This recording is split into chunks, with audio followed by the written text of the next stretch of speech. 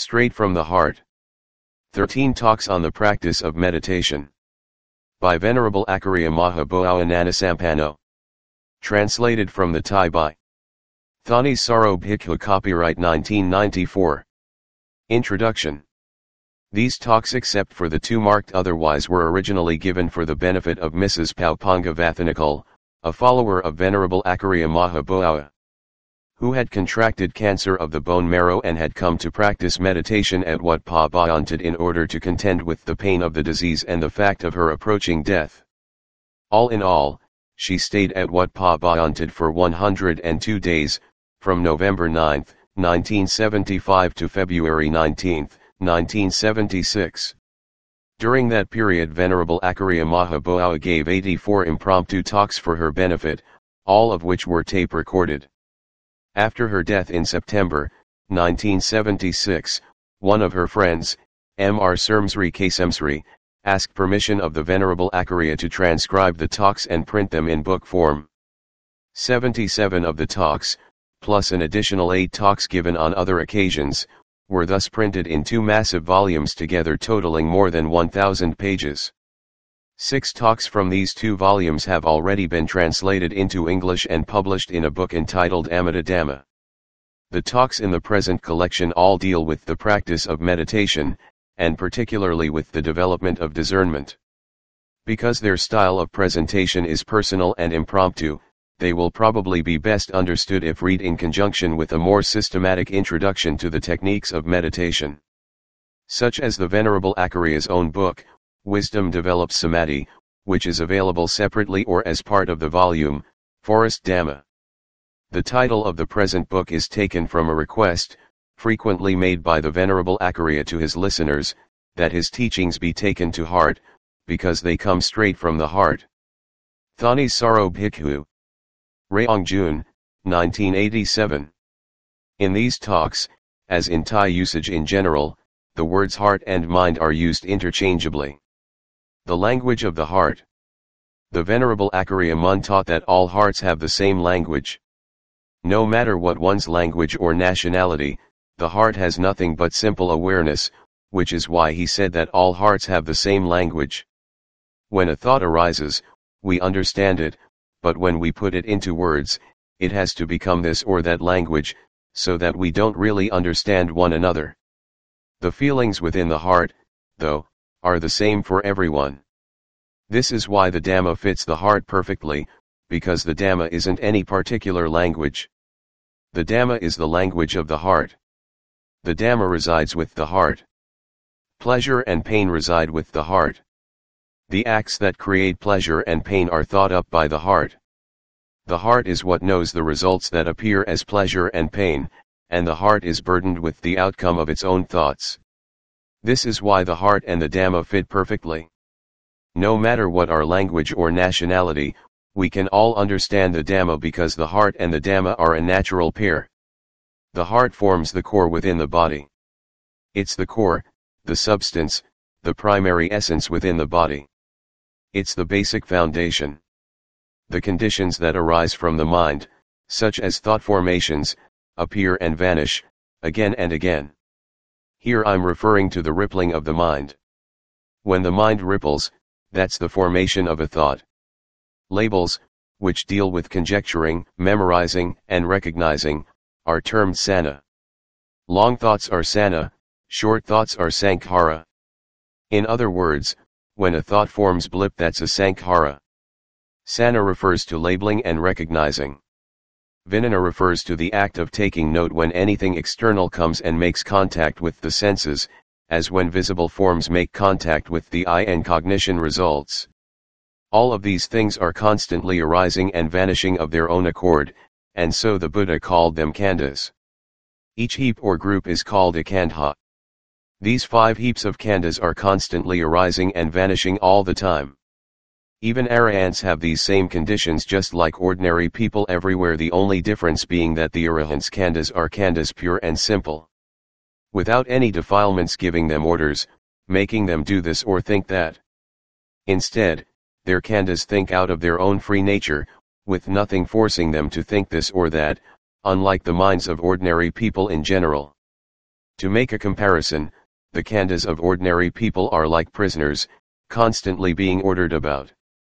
Their various thoughts, labels, assumptions, and interpretations have something that orders and forces them to appear, making them think, assume, and interpret in this way or that. In other words, they have defilements as their boss, their leader, ordering them to appear. Arahants, however, don't. When a thought forms, it simply forms. Once it forms, it simply disappears. There's no seed to continue it, no seed to weigh the mind down, because there's nothing to force it, unlike the khandhas governed by defilements or under the leadership of defilements. This is where the difference lies. But their basic nature is the same. All the khandhas we have mentioned are inconstant, anakam. In other words, instability and changeability are a regular part of their nature, beginning with the rupa khandha, our body, and the vedana khandha, feelings of pleasure, pain, and indifference. These things appear and vanish, again and again. Sana, sankhara, and vinana are also always in a state of appearing and vanishing as a normal part of their nature. But as for actual awareness, which forms the basis of our knowledge of the various things that arise and vanish that doesn't vanish, we can say that the mind can't vanish. We can say that the mind can't arise. A mind that has been purified thus has no more problems concerning the birth and death of the body and the khandhas, and thus there is no more birth here and there, appearing in crude forms such as individuals or as living beings, for those whose minds have been purified. But those whose minds are not purified, they are the ones who take birth and die, setting their sights on cemeteries without end, all because of this undying mind. This is why the Lord Buddha taught the world, and in particular the world of human beings, who know right and wrong, good and evil, who know how to foster the one and remedy the other, who understand the language of the Dhamma he taught. This is why he taught the human world above and beyond the other worlds, so that we could try to remedy the things that are harmful and detrimental, removing them from our thoughts, words, and deeds. Try to nourish and foster whatever goodness we might already have, and give rise to whatever goodness we don't yet have. He taught us to foster and develop the goodness we already have so as to nourish the heart, giving it refreshment and well-being, giving it a standard of quality, or goodness, so that when it leaves its present body to head for whatever place or level of being, this mind that has been constantly nourished with goodness will be a good mind. Wherever it fares, it will fare well. Wherever it takes birth, it will be born well. Wherever it lives, it will live well. It will keep on experiencing well-being and happiness until it gains the capacity, the potential, the accumulation of merit it has developed progressively from the past into the present. In other words, yesterday is today's past, today is tomorrow's past, all of which are days in which we have fostered and developed goodness step by step to the point where the mind has the firm strength and ability, from the supporting power of this goodness, that enables it to pass over and gain release. Such a mind has no more birth, not even in the most quiet or refined levels of being that contain any latent traces of conventional reality, samadhi, namely, birth and death as we currently experience it. Such a mind goes completely beyond all such things. Here I'm referring to the minds of the Buddhas and of the Arahants. There's a story about Venerable Vangasa that has a bearing on this. Venerable Vangasa, when he was a layman, was very talented in divining the level of being in which the mind of a dead person was reborn, no matter who the person was. You couldn't quite say he was a fortune teller. Actually, he was more a master of psychic skills. When anyone died, he would take that person's skull and knock on it, knock, knock, knock. Focus his mind, and then know that this person was reborn there, that person was reborn here. If the person was reborn in hell or in heaven, as a common animal or a hungry ghost, he could tell in every case, without any hesitation. All he needed was to knock on the skull. When he heard his friends say that the Buddha was many times more talented than this, he wanted to expand on his knowledge. So he went to the Buddha's presence to ask for further training in this science. When he reached the Buddha gave him the skull of an arahant to knock on. All right, see if you can tell where he was reborn. Venerable Vangisa knocked on the skull and listened. Silence. He knocked again and listened. Silence. He thought for a moment. Silence. He focused his mind. Silence. He couldn't see where the owner of the skull was reborn. At his wit's end, he confessed frankly that he didn't know where the arahant was reborn. At first, Venerable Vangisa had thought himself talented and smart, and had planned to challenge the Buddha before asking for further training. But when he reached the Buddha gave him the skull of an arahant to knock on, and right there he was stymied. So now he genuinely wanted further training. Once he had further training, he'd really be something special. This being the way things stood, he asked to study with the Buddha. So the Buddha taught him the science, taught him the method, in other words, the science of the Dhamma. Venerable Vangisa practiced and practiced until finally he attained arahantship. From then on he was no longer interested in knocking on anyone's skull except for his own. Once he had known clearly, that was the end of the matter. This is called knocking on the right skull. Once the Buddha had brought up the topic of the mind that doesn't experience rebirth, the skull of one whose mind was purified, no matter how many times Venerable Vangisa knocked on it. He couldn't know where the mind was reborn, even though he had been very talented before, for the place of a pure mind's rebirth cannot be found. The same was true in the case of Venerable Godhika. This story should serve as quite some food for thought. Venerable Godhika went to practice meditation, made progress step by step, but then regressed. They say this happened 6 times. After the 7th time, he took a razor to slash his throat. He was so depressed, but then came to his senses, contemplated the Dhamma, and became an arahant at the last minute. That's the story in brief. When he died, Mara's horde searched for his spirit. To put it simply, they stirred up a storm, but couldn't tell where he had been reborn. So the Lord Buddha said, no matter how much you dig or search or investigate to find the spirit of our son, Godhika, who has completely finished his task, you won't be able to find it even if you turn the world upside down, because such a task lies beyond the scope of conventional reality. How could they possibly find it? It's beyond the capacity of people with defilements to know the power of an arahant's mind. In the realm of convention, there is no one who can trace the path of an arahant's mind, because an arahant lies beyond convention, even though his is a mind just the same. Think about it, even our stumbling and crawling mind, when it is continually cleansed without stop, without ceasing, without letting perseverance lag, will gradually become more and more refined until it reaches the limit of refinement.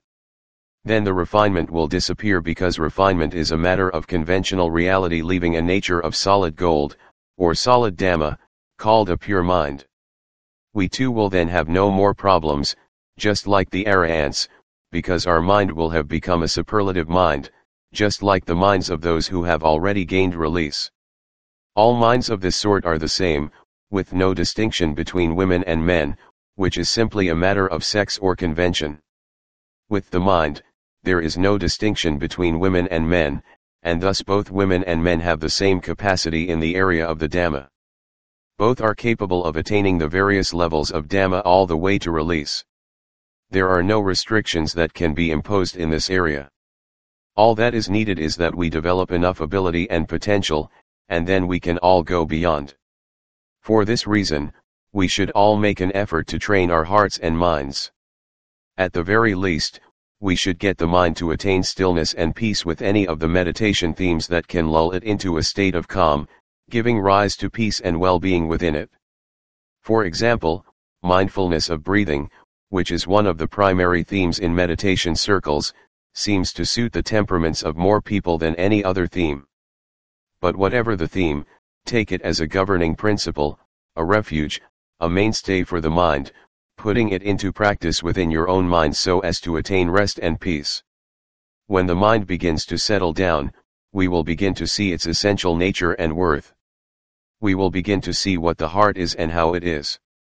In other words, when the mind gathers all of its currents into a single point, as simple awareness within itself, This is what is called the mind, citta. The gathering in of the mind occurs on different levels, corresponding to the mind's ability and to the different stages of its refinement. Even if the mind is still on a crude level, we can nevertheless know it when it gathers inwardly. When the mind becomes more and more refined, we will know its refinement. This mind is refined. This mind is radiant. This mind is extremely still. This mind is something extremely amazing. More and more, step by step, this very same mind. In cleansing and training the mind for the sake of stillness. In investigating, probing, and solving the problems of the mind with discernment, panna, which is the way of making the mind progress, or of enabling us to reach the truth of the mind, step by step. Through the means already mentioned, no matter how crude the mind may be, don't worry about it. If we get down to making the effort and persevere continually with what diligence and persistence we have, that crudeness will gradually fade away and vanish. Refinement will gradually appear through our own actions or our own striving until we are able to go beyond and gain release by slashing the defilements to bits. This holds true for all of us, men and women alike. But while we aren't yet able to do so, we shouldn't be anxious. All that is asked is that we make the mind principled so that it can be a refuge and a mainstay for itself.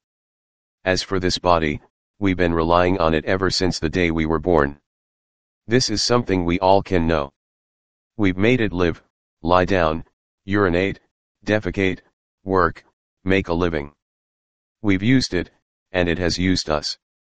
We order it around, and it orders us around. For instance, we've made it work, and it has made us suffer with aches here and pains there, so that we have to search for medicine to treat it. It's the one that hurts, and it's the one that searches for medicine. It's the one that provides the means. And so we keep supporting each other back and forth in this way. It's hard to tell who is in charge, the body or us. We can order it around part of the time, but it orders us around all the time. Illness, hunger, thirst, sleepiness, these are all nothing but a heap of suffering and stress in which the body orders us around, and orders us from every side.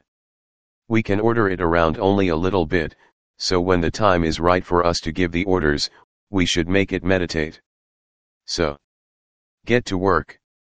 As long as the body is functioning normally, then no matter how much or how heavy the work, get right to it. But if the body isn't functioning normally, if you're ill, you need to be conscious of what it can take.